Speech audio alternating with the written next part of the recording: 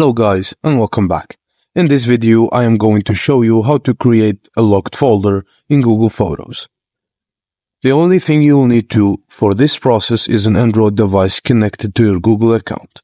1. Open Google Photos on your Android device. From the main window, tap Utilities.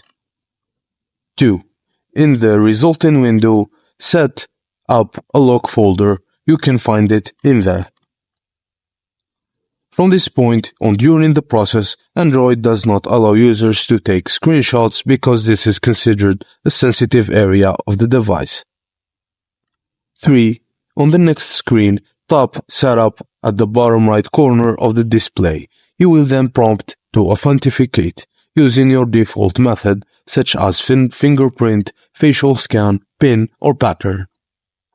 After successfully authenticating, you'll be greeted with a window that says nothing here yet and a Move Items button.